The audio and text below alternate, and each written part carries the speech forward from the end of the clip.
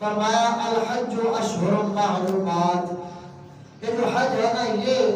معلوم مہینوں کے اندر ہے، یعنی مقرر کردہ جو مہینے ہیں ذی الحجہ اس کے اندر ہے۔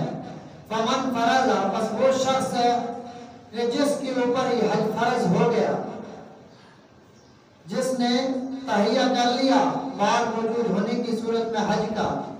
فیہن الحج، ان مہینوں میں حج کا، تو فلا رفث ولا فسوق ولا جدال فی الحج، بس اس کے لیے لازم ہے یہ چیز کہ وہ نہ تو جو ایک انسان اپنی شریک حیات سے انسانی حاجت پوری کرتا ہے، نہ تو وہ یہ کرے حج کے دنوں میں، اور ولا فسوق، اور نہ بکواس کرے، آسان مانا فسوق لڑائی جھگڑا یعنی بد زبانی، ولا فسوق گالی، ولا جدال اور نہ لڑائی جھگڑا کرے، فسوق کا کوئی فسق والی بات، فسق والا کام نہ کرے، گناہ والا کام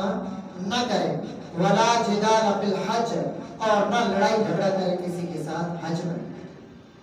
ہو جاتا ہے یہ نصیحت کی کہ جب اتنے عظیم کام کے لیے اتنا مال لگا کے، اپنے اہل و عیال کو چھوڑ کے، اپنا گھر بار چھوڑ کے، اپنا وطن چھوڑ کے مجھے منانے آ رہے ہو، تو ایسا نہ کرنا کہ میں میرے بندوں کو ناراض کر دینا۔ بندوں کو راضی رکھنا یہ بھی اسلام کا ایک بہت بڑا شعبہ ہے، اسلام نے بہت زیادہ اس کی ترغیب دی ہے۔ اہل و عیال کا خیال کرنا، پھر اس کے بعد حقوق العباد بہت بڑا حصہ ہے دین کا۔ تو یہ نہ ہو کہ تم مجھے راضی کرتے پھرو اور میری مخلوق کو ناراض کرتے پھرو۔ ولا جدال فی الحج، لڑائی جھگڑا کسی کے ساتھ حج میں نہیں کرنا ہے۔ اور وما تفعلوا من خیر یعلمہ اللہ، اور وہ